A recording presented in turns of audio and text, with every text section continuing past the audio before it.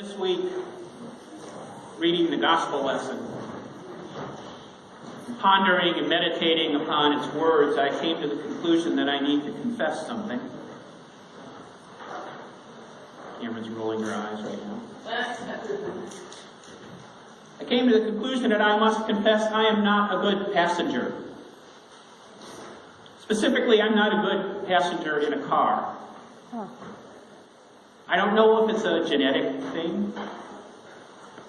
I don't know if it comes from being in an accident with my grandparents when I was 5, or if it just comes from driving with my mother for many years, who was Mrs. Magoo. But whatever the origin of this condition, if you put me in the passenger seat of a car for any length of time, if it has one of those handles on the roof, for helping you get out, I'm hanging on to that. Or I'm clinging to the armrest and I'm pushing imaginary brake pedals. And I'm just kind of swaying back and forth trying to avoid cars. All of which means I'm not a good passenger. So when I go for a drive with my wife, generally I'm driving. That's not a man thing, it just is better for our relationship. Now the downside of that is if we drive any distance at all, or if we drive somewhere where there's any kind of traffic at all. It means that at some point in our drive, I am forced to question the intelligence of another driver. At some point in our drive, I am forced to speculate on the ancestry and moral character of some guy who just cut me off, or pulled in front of me, or committed some other kind of traffic sin. And on very special occasions, it might even be accompanied by gestures that are not part of the American Sign Language. That was usually reserved for the tollway. But if that happens, when that happens, Rachel just looks at me and says, "Nice going, Pastor." And if I point out correctly that I am not on the job right then, she just says, "Well, you're still a full-time Christian, aren't you?" There's no arguing with her because she's right.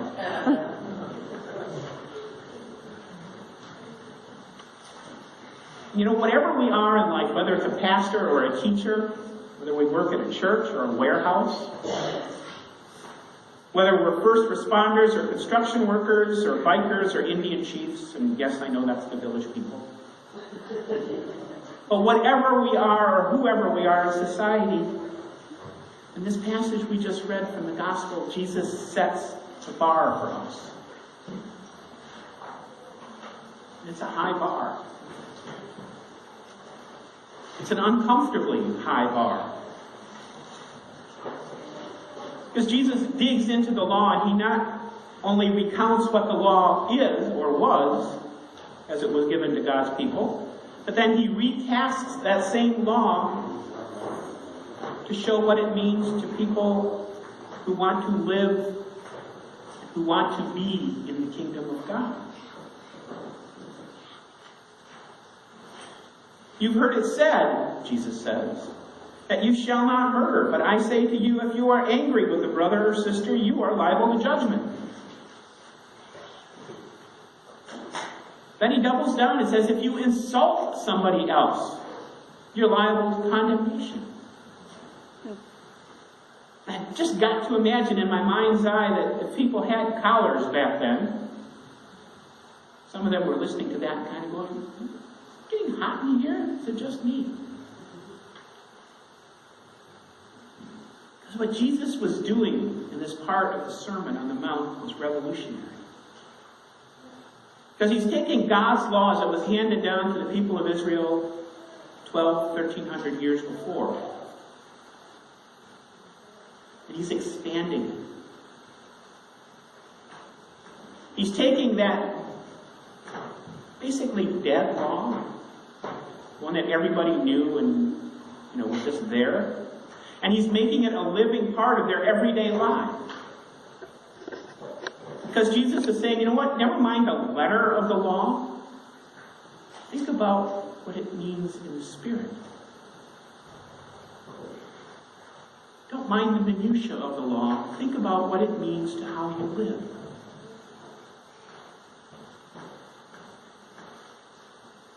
Think about how the law should be shaping your life. What Jesus is basically saying is, if you lived according to the spirit of the law, then this is what it would look like.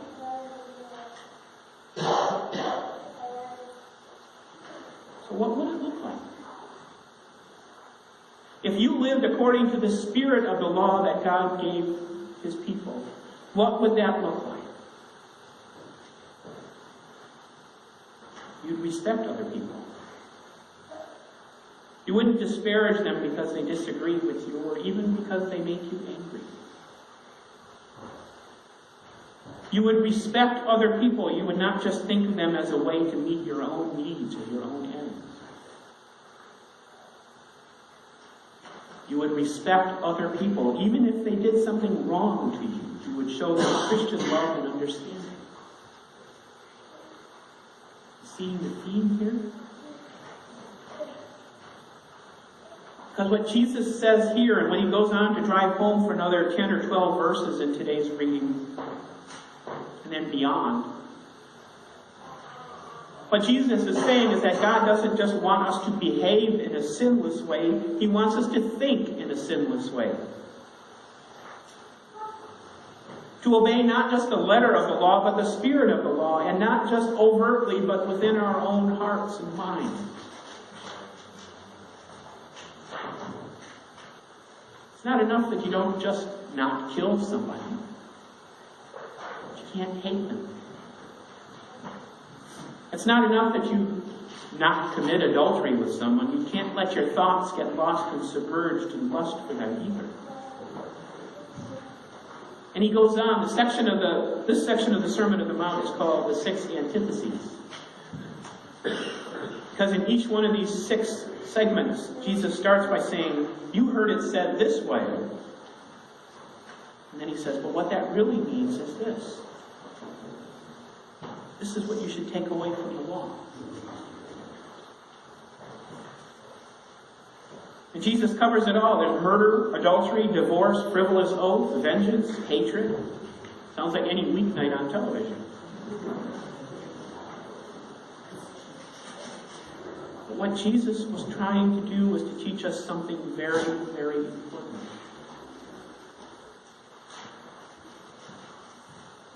It's kind of a revelation about the law. God didn't give us the law so we would know how to please God.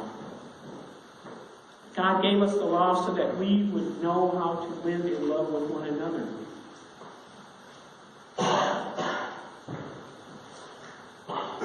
So that we would know to respect and even celebrate our differences.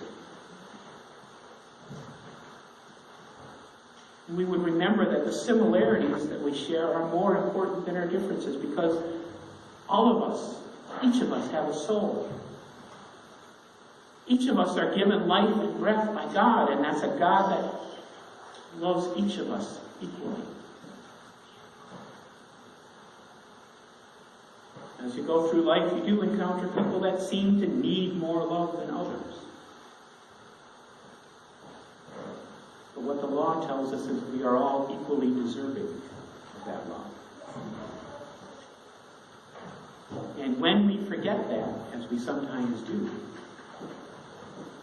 we are forgetting the heart and the spirit of the law.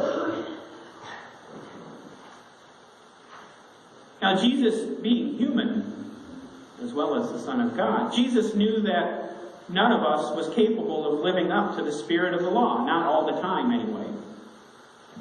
Not every day.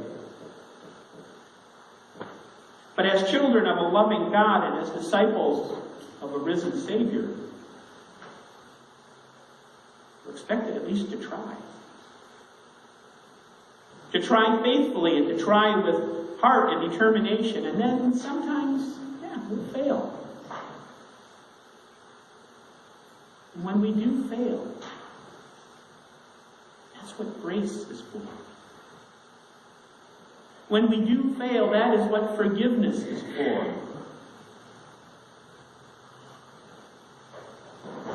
When we have fallen short of living the way we should live,